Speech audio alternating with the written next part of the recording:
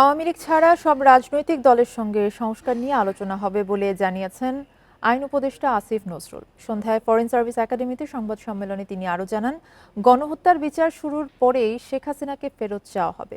এদিকে জাহাঙ্গীরনগর ও ঢাকা বিশ্ববিদ্যালয়ে পিটিএ হত্যা প্রসঙ্গে তিনি বলেন, এ ধরনের ঘটনায় ছাড় দেবে না সরকার। বৃহস্পতিবার দুপুর ১টায় প্রধান উপদেষ্টার কার্যালয়ে বৈঠক হয় উপদেষ্টা পরিষদের।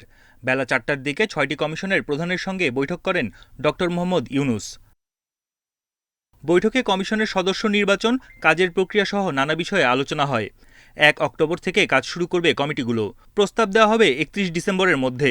সন্ধ্যায় ফরেন সার্ভিস একাডেমিতে সংবাদ সম্মেলনে এ তথ্য জানানো হয়। কিছু তথ্য আরো জানলাম এই তাদের ধারণা সম্পর্কে, উদ্দেশ্য সম্পর্কে, এবং কিভাবে আমরা কার্যক্রম করব, সেগুলো কিভাবে সাজানো হবে, এই বিষয়গুলোই মূলত আলোচনা হয়েছে। সংস্কার প্রসঙ্গে আইন উপদেষ্টা জানান, আওয়ামী লীগ ছাড়া সব রাজনৈতিক দলের সঙ্গেই সংলাপ হবে। এক প্রশ্নের জবাবে তিনি জানান, শেখ হাসিনাকে দেশে ফিরিয়ে আনবে অন্তর্বর্তী সরকার।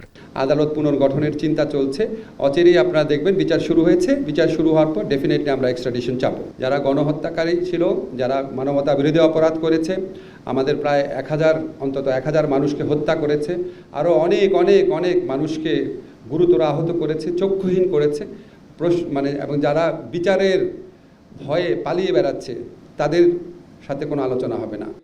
বুধবার জাহাঙ্গীরনগর ও ঢাকা বিশ্ববিদ্যালয়ে দুজনকে পিটিয়ে হত্যার নিন্দা জানিয়ে তিনি বলেন, এ ধরনের ঘটনায় ছাড় দেবে না সরকার। এখানে কোনো রকম মব জাস্টিস, কোনো রকম আইন নিজের হাতে তুলে নেওয়া, গণপিটুনি দেওয়া, এগুলি কোনোভাবেই অ্যাকসেপ্ট করা হবে না। বিচার বহির্ভূত হত্যাকাণ্ড কোনোভাবেই অ্যাকসেপ্ট করা হবে না। ৬টি সংস্কার কমিশনের বাইরেও কমিশন গঠন করা হতে পারে বলে জানান উপদেষ্টা। বনি ইবনে কামাল, ইন্ডিপেন্ডেন্ট নিউজ, ঢাকা।